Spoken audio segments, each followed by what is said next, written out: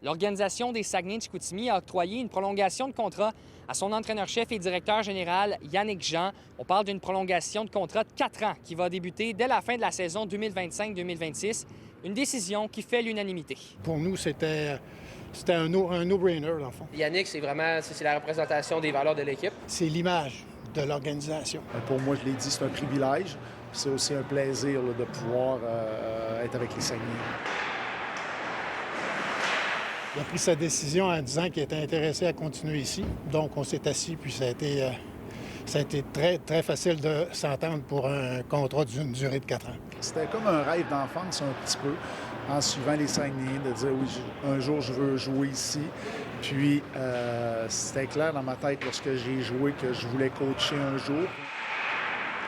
Cette année, c'est à notre tour là, de dire qu'on vise les grands honneurs. Puis c'est quelque chose avec quoi qu'on va vivre très bien, d'où l'importance d'avoir une personne comme Yannick. Un changement de coach, et ça l'amène beaucoup de changements. Puis Yannick, il est là pour de la stabilité puis tout, fait que c'est très important pour nous. On se met toujours une pression de performer au-delà de ce que les gens pensent qu'on va réussir à faire. Puis la pression, on s'en met nous-mêmes, on veut que ça marche, puis tout le monde veut que ça marche. Maintenant, comment on deal avec ça, c'est par un travail constant au quotidien et non de juste dire la coupe à tout prix. Pour nous, c'est pas de même qu'on fonctionne, c'est pas de même qu'on travaille. Que ce soit le sentiment de l'appartenance, le surpassement ou la discipline, ça va être encore comme ça.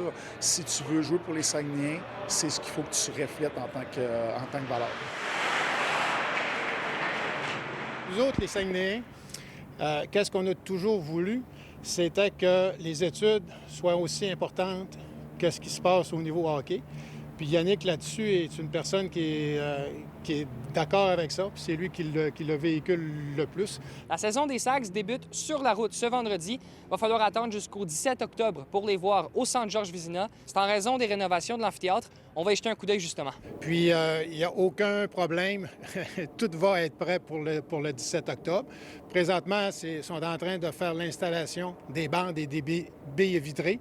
Donc, tout va selon la cédule qui était prévue. Donc, on n'entrevoit aucun problème à ce niveau-là. On se rappelle des montants records générés par la loterie 50-50 des Saguenay-Chicoutimi. Eh bien, c'est en octobre que l'organisation des Sags va dévoiler la gestion des revenus.